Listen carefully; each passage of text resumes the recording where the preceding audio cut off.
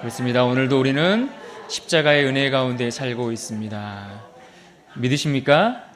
아멘, 아멘. 그렇습니다. 오늘 주어진 본문 속에서 나는 성산교회입니다. 우리 두 번째 시간 하나님 말씀 함께 나누도록 하겠습니다. 이번 주 한 주간이 얼마나 빨리 지나는지요.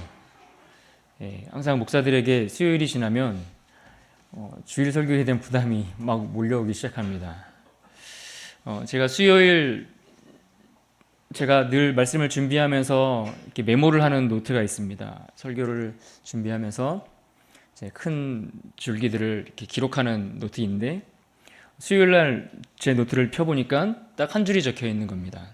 나는 성산교회입니다. 2. 그리고 아무것도 안 쓰여 있는 거예요. 그 다음 날 목요일도 노트를 딱 열었는데 나는 성산교회입니다. 2. 그렇게 금요일까지 한자도 설교가 쓰여지지가 않아서 굉장히 괴로운 시간을 제가 보냈습니다. 제가 놀지 않았다는 걸 얘기를 하는 겁니다.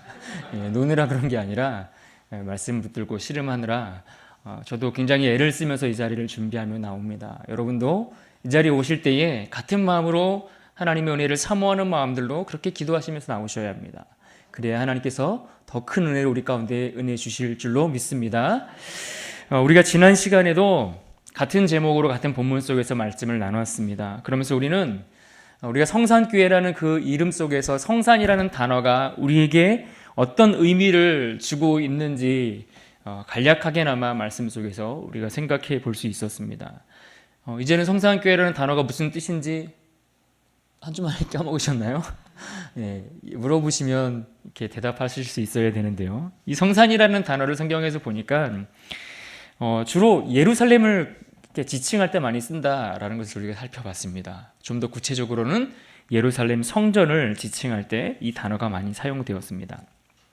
또 성경의 여러 본문들을 보니까 이 성산이라는 단어의 의미가 사용된 내용들을 이렇게 생각해보고 그 의미들을 취합해 보니까 주로 이 성산이라는 의미가 어떤 하나님을 예배하는 곳, 하나님을 만나는 곳, 하나님을 우리가 경외하고 하나님의 임재를 기대하는 곳. 그래서 신앙인들에게 있어서는 여호와 하나님을 중심으로 살아가는 어떤 삶의 중심지, 하나님을 늘 예배할 수 있고 하나님을 섬길 수 있는 삶의 그런 핵심이 중심이 되는 그러한 자리들.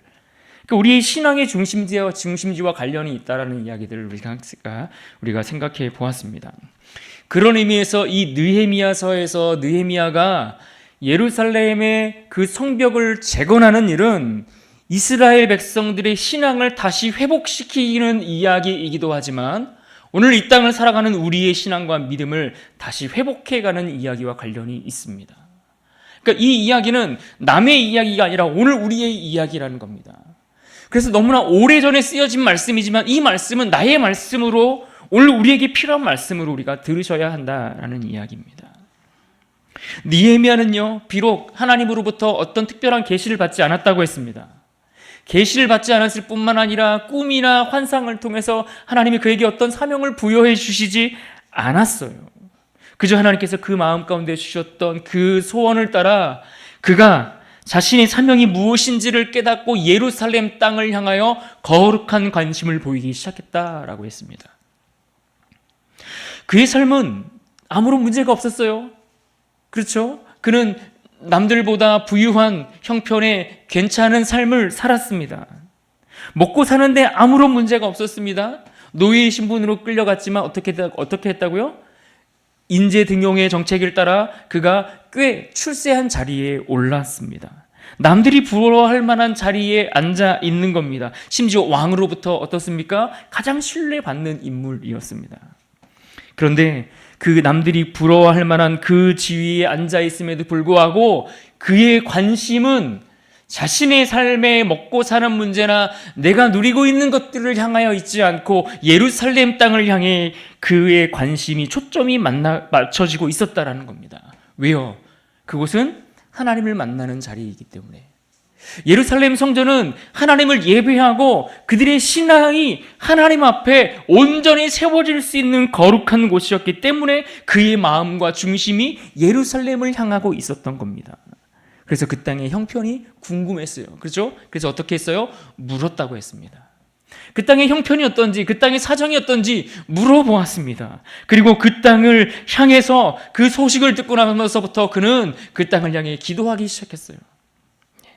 그 신앙이 무너지고 그들의 믿음이 무너지고 하나님의 언약 관계 속에서 그들이 완전히 돌아서서 완전히 파괴지고 엉망이 되어버렸던 그 신앙의 중심을 회복하기를 원했다라는 겁니다. 한마디로 느헤미야는 하나님과의 관계가 회복되는 그 일에 온통 관심을 기울였던 겁니다.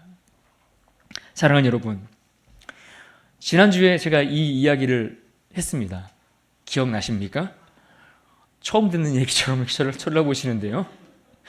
여러분, 이 말씀을 듣고 여러분 마음은 어떠셨습니까?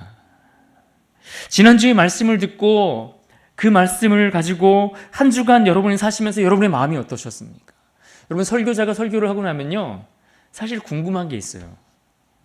이 사람들이 설교를 기억할까 까먹을까 이거보다 한 주 동안 얼마나 성도님들이 이 말씀을 듣고 그 말씀대로 살아가려고 애를 쓰고 그 말씀을 붙들면서 그렇게 살아가셨을까, 이것이 사실은 궁금합니다. 근데 제가 일일이 쫓아다니면서 물어볼 수가 없잖아요, 그죠? 지난주 말씀이 뭐였죠? 이렇게 물어볼 수가 없지 않습니까? 근데 늘 궁금합니다. 정말 우리가 들려지는 그 말씀 속에서 우리가 그 말씀을 붙들고 얼마나 그 말씀대로 살아가려고 애를 쓸까? 정말 우리가 오늘날 살아가는 이 시대는 말씀을 듣지 못해서 우리의 신앙이 자라지 못하는 것이 아닙니다. 얼마나 많은 좋은 말씀들을 들을 수 있는 기회가 있습니까? 중요한 것은 우리가 말씀을 듣지 못해서가 아니고 설교를 듣지 못해서가 아니라 정말 문제는 그 말씀을 듣고 그 말씀을 통해서 내 삶을 점검하지 못하는 것에 문제가 있는 겁니다. 우리에게 들려지는 수많은 말씀들이 그저 내 귀를 오른쪽으로 들어왔다가 왼쪽으로 스쳐 지나가는 것이 문제인 겁니다. 그것이 내 안에 머물러서 내 삶을 점검하고 되짚어보고 그래서 내가 어떻게 살아가야 될지를 붙들고 씨름하는 일들이 있어야 되는데 그렇지 못하는 것, 이것이 오늘 우리에게 문제가 되는 것 아니겠습니까? 정말 느헤미야와 같이 지난주 말씀처럼 하나님을 향하여 더 갈망하는 마음들이 여러분에게 있으셨습니까?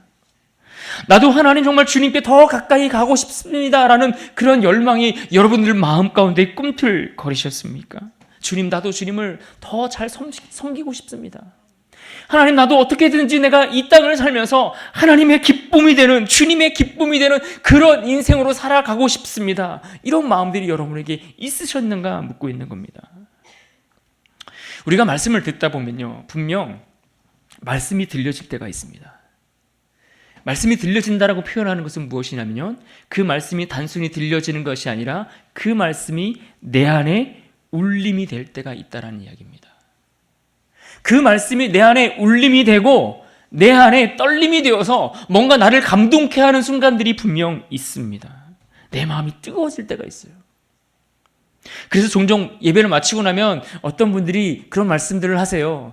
목사님, 은혜 받았습니다. 물론 그 말들이 형식적인 인사치레로 하는 말씀일 때도 있다는 것을 너무나 잘 알고 있습니다.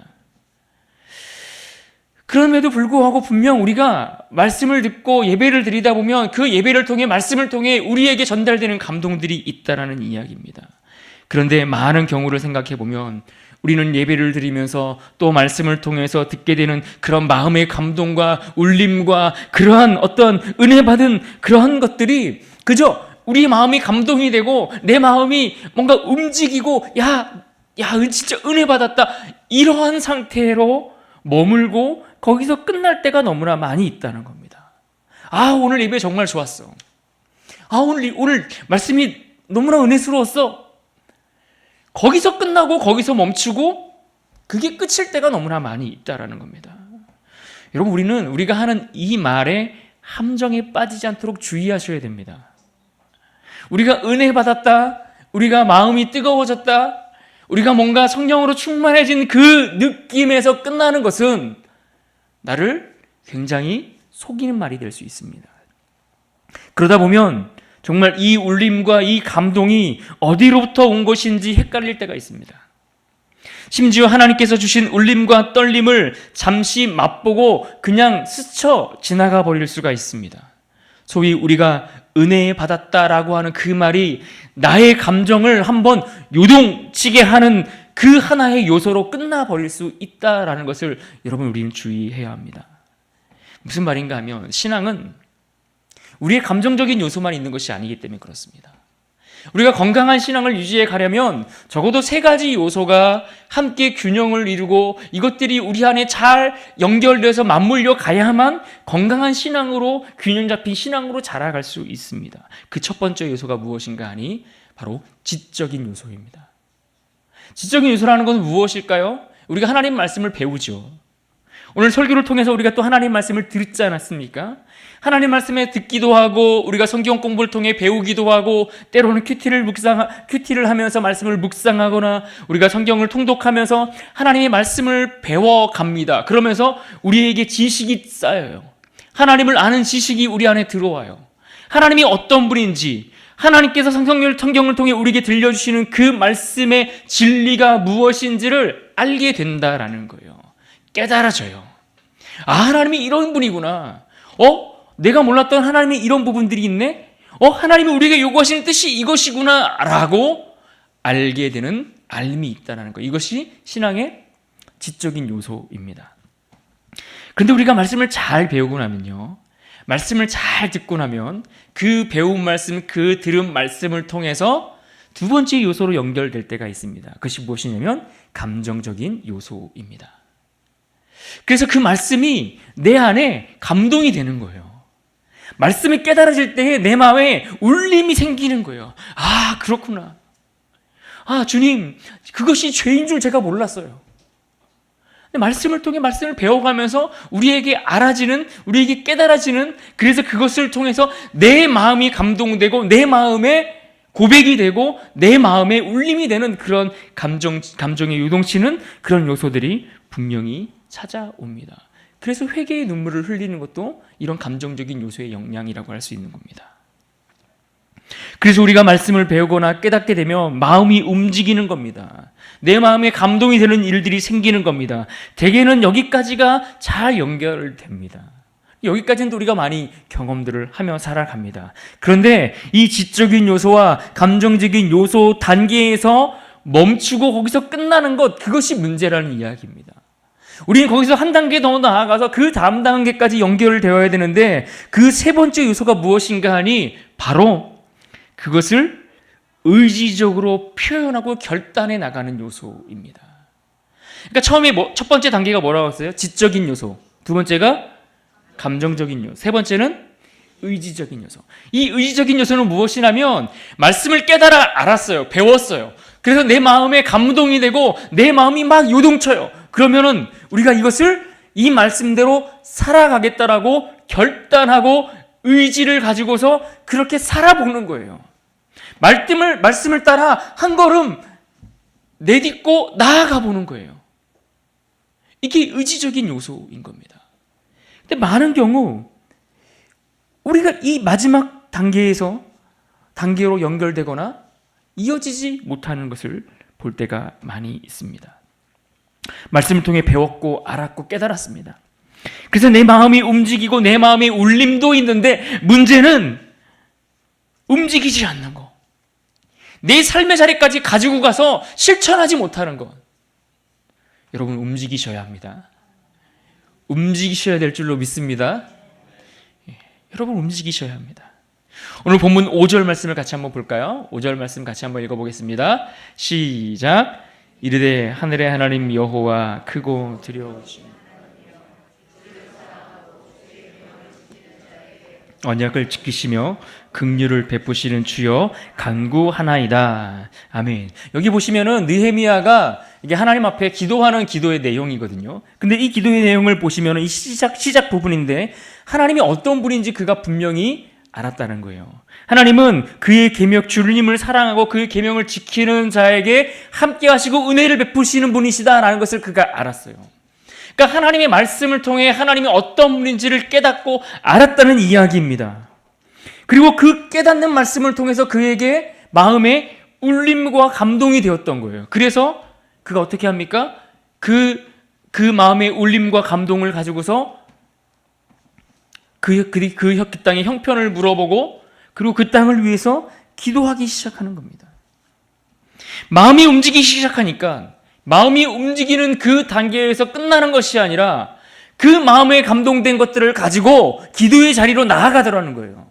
물어보고 궁금해하고 그리고 실제로 그 문제를 붙들고 하나님 앞에 기도하기 시작하더라는 거예요. 여러분, 이것이 굉장히 중요한 단계입니다. 그리고 그가 기도하면서 거기서 끝납니까? 그렇지 않아요. 말씀을 계속해서 우리가 느헤미야서를 읽어가다 보면 그는 그 기도한 대로, 그가 간구한 대로 하나님 앞에 엎드려서 기도한 그 말씀대로 실제로 예루살렘 성벽을 재건하기 위해서 구체적인 계획들을 수립해요. 내가 이것을 어떻게 수립해 갈 것인가, 그 자재를 어떻게 준비하고 이 자재를 그 먼 땅까지 운반할 것인가, 이거에 대한 계획들을 세울 뿐만 아니라 실제로 이것을 실행에 옮기게 됩니다. 여러분, 신앙은 하나님을 아는 것에서 출발합니다. 하나님의 말씀을 배우고 그 말씀을 깨닫는 지점에서 우리 신앙이 시작됩니다.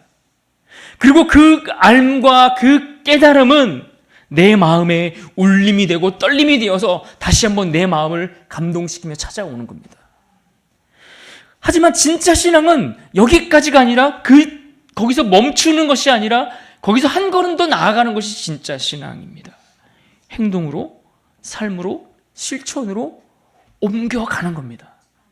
이게 진짜 하나님이 우리에게 기대하시는 신앙이라는 겁니다. 제가 최근에 알게 되어 새롭게 교제하게 된 목사님이 한 분 계시는데, 저는 이분을 보면서 참 많이 배우고 또 많은 생각을 제가 요즘 하고 있습니다. 근데 이분은 특이하게도 스스로 작은 교회를 하겠다라고 이렇게 자청하고 나선 분이세요. 그래서 소위 작지만 건강한 교회를 세워가겠다. 이게 이분의 꿈이고 이분의 비전이에요. 참 독특하죠. 그런데 나름대로 뭐 어떤 작은 교회냐, 어떤 건강한 교회냐, 그것을 여기서 다 말씀드릴 수는 없지만 그분 나름대로 작지만 건강한 교회를 세워가겠다. 이게 이분의 마음이에요. 그런데 제가 이분과 교제하면서 이분 옆에서 참 보면서 참 신기하고 대단하다고 생각되었던 게 뭐냐면은, 이분은 뭔가 말씀을 통해서 배워가고 그가 기도하면서 깨달은 것들이 있으면 이것을 보고서 그냥 알고 감동받는 것으로 끝나지 않더라고요. 항상 자기가 배운 것들을 가지고서, 알게 된 것들을 가지고서 행동으로 옮기시는 모습이 참 감동이 되었습니다. 그래서 늘 실천을 하세요. 그래서 보면은 저거 누가 봐도 꼭 손해보는 일인데, 누가 봐도 저거 자신이 희생하는 일이고 자신이 헌신해야 되고 자신에게 피해가 가는 일인데 그래도 하시더라고요. 그게 옆에서 보기 신기했습니다. 그래서 제 아내가 옆에 있다가 질문을 그렇게 했어요. 목사님, 어떻게 그렇게 할 수 있습니까? 손해가 뻔히 보이고 어려운 일이고 불편한 일이고 굳이 안 해도 될 수 있는 일 같은데 왜 그렇게 하십니까? 라고 질문을 했어요. 그랬더니 이분이 이렇게 이야기를 하면서 다음에 3가지를 이야기를 했습니다. 첫 번째가 무엇이었냐면, 먼저는 이게 옳은 일인가를 생각한다는 겁니다. 이게 하나님 말씀에 비춰서 이게 정말 옳은 일인가? 이게 정말 진리인가? 이렇게 해야 하는 것이 맞는 일인가? 이것을 생각했다는 겁니다. 그리고 두 번째는, 그러면 이 일을 내가 해야 되나? 꼭 내가 해야 돼? 다른 사람이 하면 안 돼? 뭐 이런 질문을 던져보는 겁니다. 그리고 세 번째는 뭘까요? 이 일을 지금 해야 될까? 여기까지 질문을 던져본다는 겁니다. 이 일이 옳은 일인지, 또 이 일을 내가 해야 되는 일인지, 그리고 이 일이 지금 해야 되는 일인지, 이 3가지 질문을 던져놓고 거기에 그렇다, 맞다 라고 답이 내려지면 이분은 주저하지 않고 행동으로 옮기더라고요. 내게 손해가 오더라도, 내가 피해를 보더라도 참 멋있는 신앙인의 모습이다라는 생각을 해보고 참 배우고 싶은 점들이 많은 분이라는 생각을 해봅니다. 사랑하는 여러분, 느헤미야는 자기의 삶을 돌아보고 생각해 볼 때 자기의 삶에는 아무런 문제가 없습니다. 먹고 사는데, 그리고 그의 삶을 이어가는데 아무런 어려움이 없습니다. 그러나 그가 하나님이 어떤 분인지를 깨닫고 알게 되었을 때에는 더 이상 그 안에 머물러 있을 수가 없었던 거예요.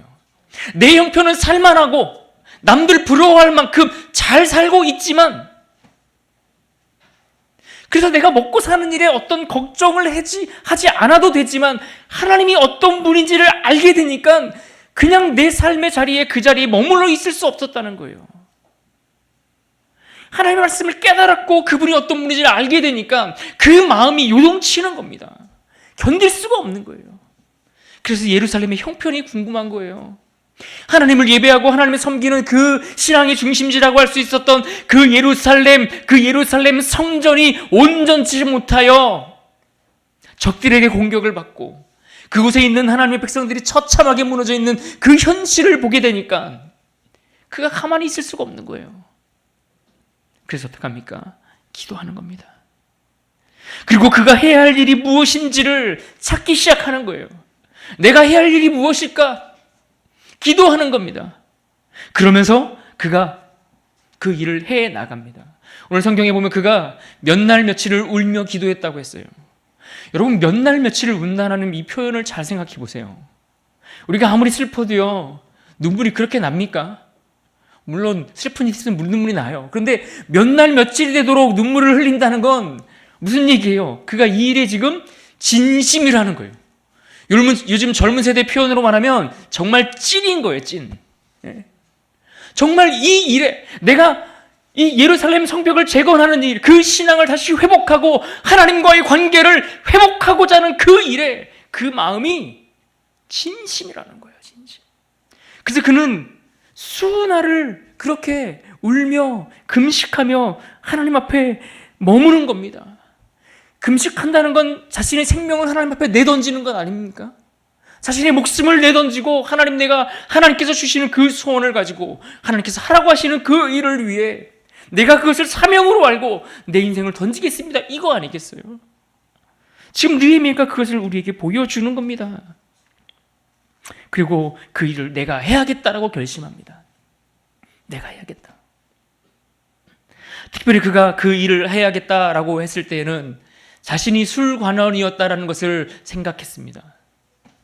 그래서 오늘 마지막 절에도 보면은 느헤미야가 술관원이 되었다 이렇게 표현했어요. 이것은 그때의 그가 술관원이라는 자리에 올랐다라는 게 아니라 원문의 의미는 그때 이미 그가 술관원이라는 그 자리에 있었다라는 의미를 갖고 있는 겁니다. 그러니까 자신이 술관원이라는 그 직책을 맡고 있는 그 상황, 자신이 누리고 있는 그 환경, 자신의 직분, 이것을 가지고서 내가 이 일을 해야겠다라고 결단했다는 겁니다. 그러니까 느헤미야는요, 자신이 무엇인가를 행동으로 옮기겠다라고 하나님 앞에 결심했을 때에 무엇을 가지고 하기로 했는가? 하나님이 자신에게 주신 환경을 가지고서 일하기로 결정했던 겁니다. 하나님이 나에게 술관원이라는 높은 직책을 주셨어요. 그런데 그 직책은 그 누구나 할 수 있는 직책도 아니고 왕에게 가장 신임을 얻을 수 있을 만한 그러한 좋은 자리를 주셔서 이런 축복을 누리게 하셨는데 이것은 그저 나 혼자 잘 먹고 잘 살라고 주신 그런 직분이 아니라는 것을 그가 깨달았다는 거예요. 하나님이 나에게 이렇게 좋은 환경을 주셨어. 이것은 그냥 나만 행복하라고, 나만 그 복을 누리라고 주신 것이 아니라는 것을 그가 알았다는 거예요. 그래서 이것은 바로 무엇인가 하나님이 이것을 통해 하시고자 하는 일이 있었기 때문이겠구나. 지금 하나님께서 내 마음을 감동시켜 주시고 내가 그 땅을 위해 기도하게 하시는 것은 내게 주어진 축복을 통해 그 일을 감당하도록 하나님 내게 미리 그 길을 열어주신 것이구나 하는 것을 그가 알게 되었다는 거예요. 사랑하는 여러분, 하나님께서 무엇인가 여러분들에게 더 주신 것이 있습니까?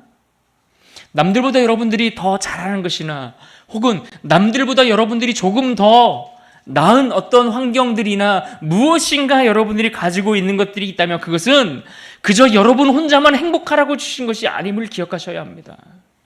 하나님은 우리에게 무엇인가 주실 때에 얘야 너 혼자 잘 먹고 잘 살아라 이렇게 주시는 분이 아니세요.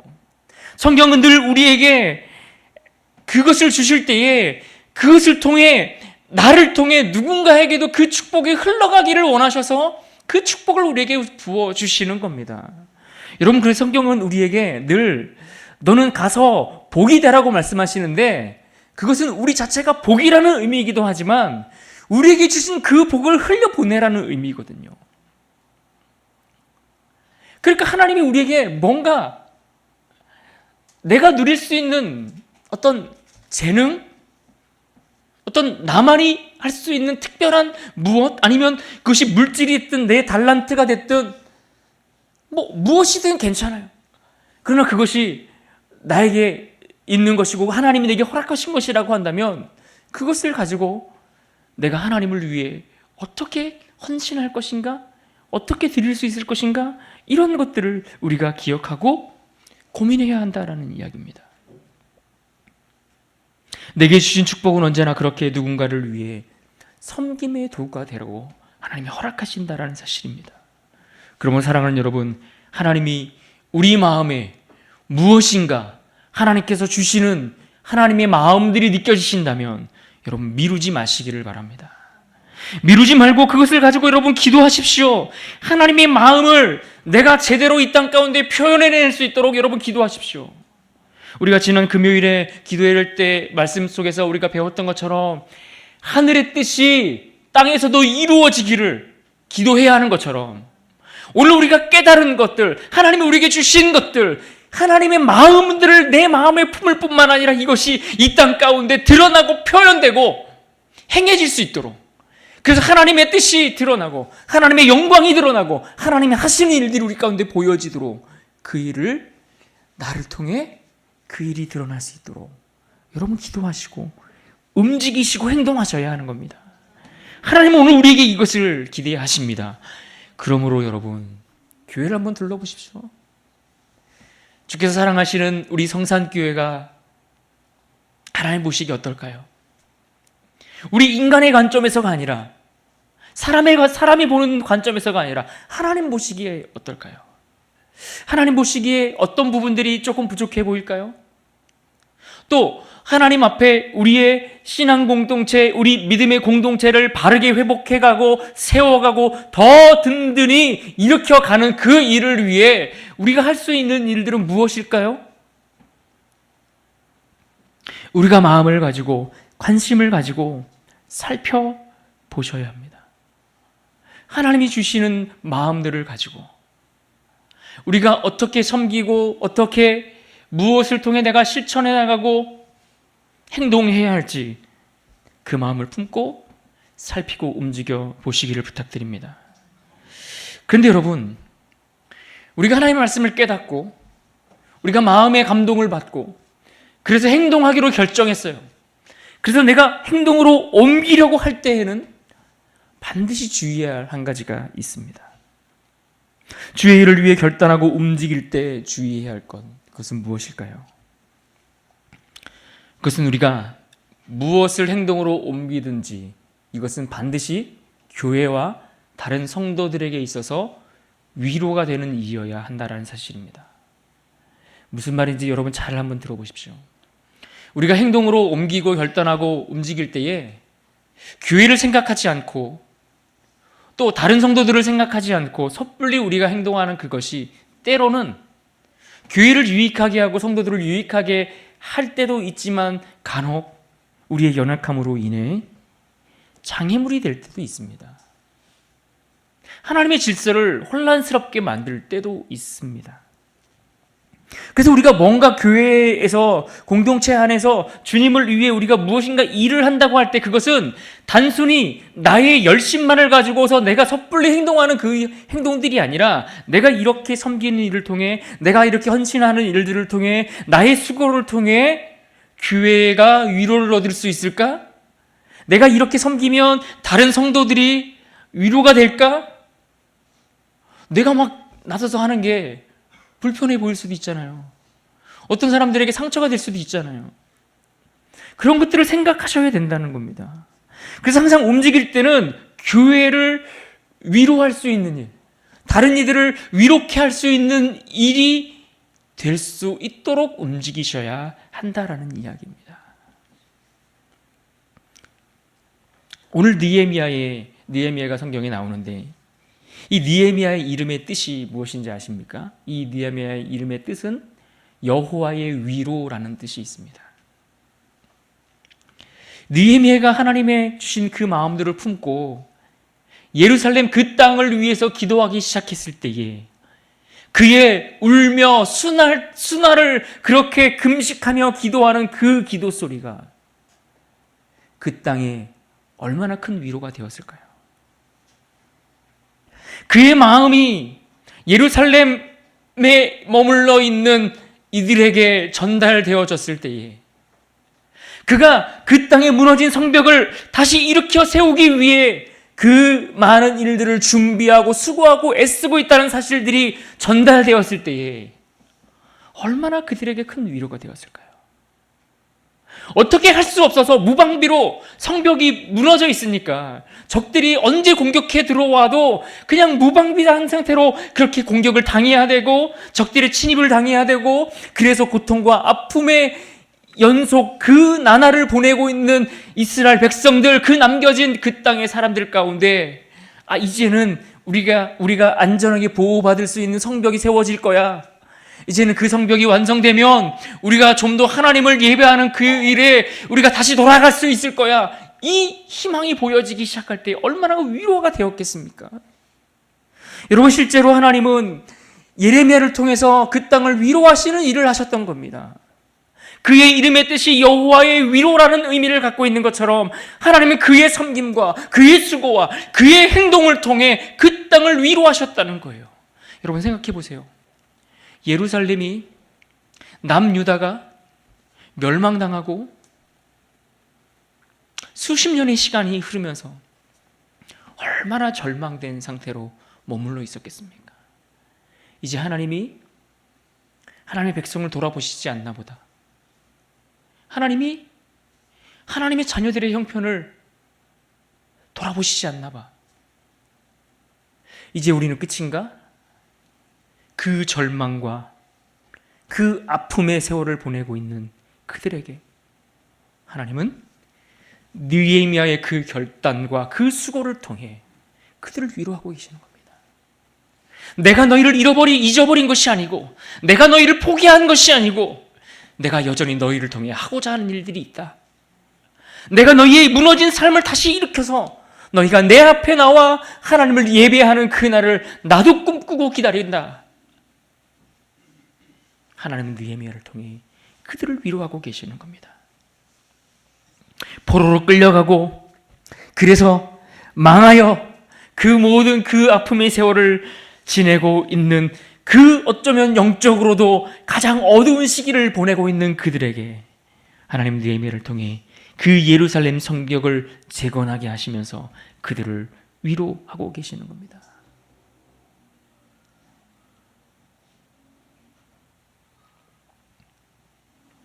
저는 가끔 교회에 와서 성도님들을 만나게 됩니다. 그런데 주중에 가끔씩 이렇게 나와 보면 조용히 나와 기도하시는 분들이 계세요.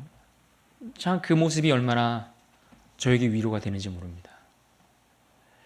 자기 시간을 일부러 집에서 기도하실 수도 있을 텐데 낮에 일부러 교회에 와서 예배당에 나와서 하나님 앞에 기도하는 성도님들의 모습을 볼 때 우리 교회에 기도하는 분들이 계시구나. 교회를 사랑하는 분들이 계시구나. 그런 걸 저는 많이 느낍니다.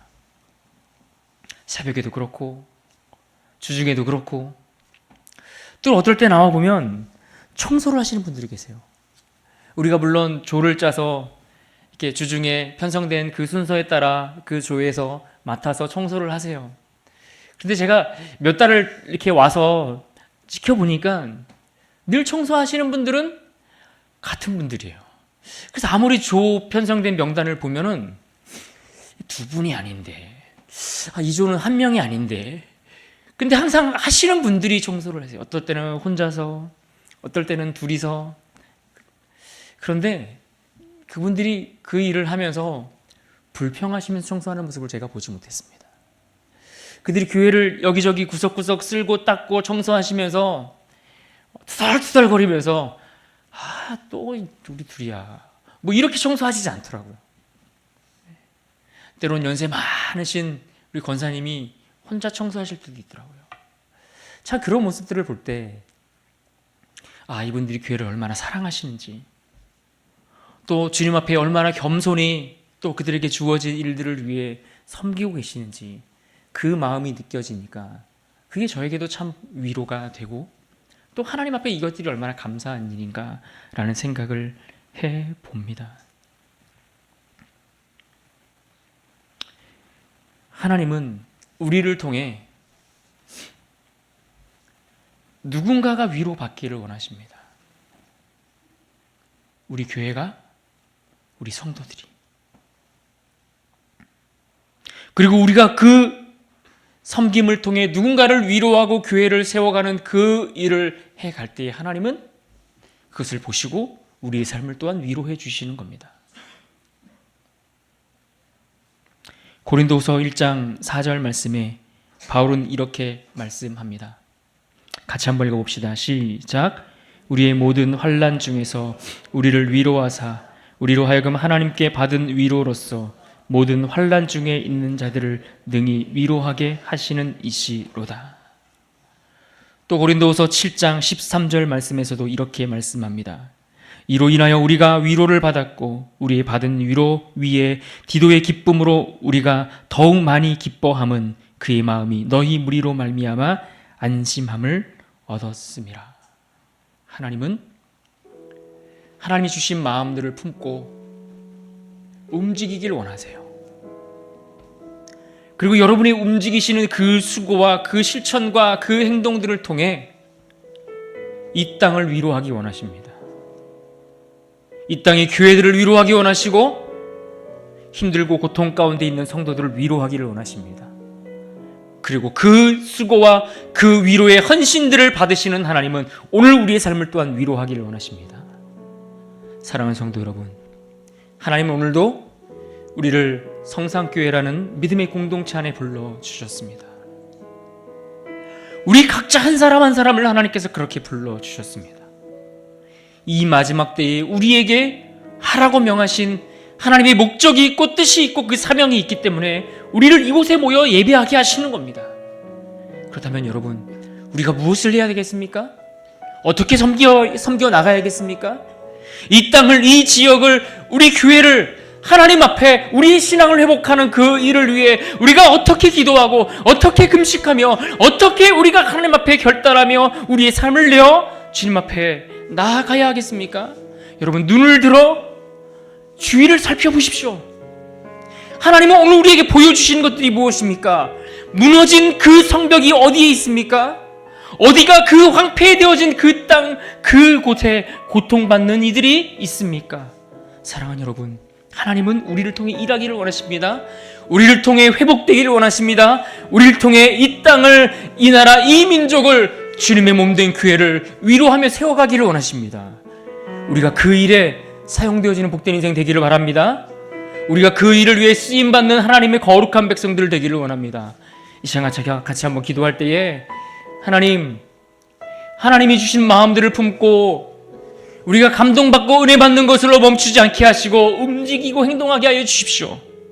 내가 그것을 위해 기도하게 하실 뿐만 아니라 내가 정말 교회를 세워가고 성도들을 위로해 가는 일에 하나님 사용되게 하여 주십시오.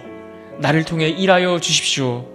위로자가 되게 하여 주십시오. 시간 같이 한번 소리 내어서 우리 함께 기도하며 나갑시다. 기도하겠습니다. 살아계신 하나님 감사합니다. 아버지 하나님, 오늘도 거룩한 주일에 하나님을 예배하게 하시고 하나님 앞에 나와 귀한 말씀을 듣고 함께 나아가게 하시니 감사드립니다. 주님, 오늘 우리를 불쌍히 여겨 주시옵소서. 주의 은혜 가운데 머물게 하여 주시고 주의 사랑 가운데 머물게 하여 주시고 주님의 십자가의 그 사랑 가운데 머물게 하여 주시옵소서. 주님 말씀을 통해 가르치실 때에 우리가 듣게 하여 주십시오. 주의 말씀을 통해 우리를 깨닫게 하실 때에 우리가 깨닫게 하여 주십시오. 주님 말씀을 통해 우리에게 말씀하실 때에 우리가 듣고 반응하게 하시고 우리 마음에 울림이 있고 떨림이 있을 때에 아버지 그것을 붙들고 하나님 한 걸음 더 나아갈 수 있게 하여 주시기를 원합니다. 행동하는 믿음으로, 실천하는 믿음으로 주님을 더 섬기는 자리로 나아갈 수 있게 하여 주시옵소서. 위로자가 되게 하셔서 이 땅을 위로하는 자가 되게 하여 주옵소서. 오늘 여호와의 위로하심이 나를 통해 이 땅에 우리 교회가, 우리의 성도들이, 우리의 자녀들이 아버지 곳곳에 눈물 흘리는 영혼들을 향하여 아버지 사용되어지고 쓰임받도록 주님 역사하여 주시옵소서. 그리하여 이 시대가 메마른 땅에서 소망의 땅으로 회복되게 하여 주시고, 하나님의 위로를 통하여 참된 위로를 경험하고 우리의 영혼 또한 하나님의 깊은 은혜 가운데 머물도록 주여 인도하여 주시옵소서.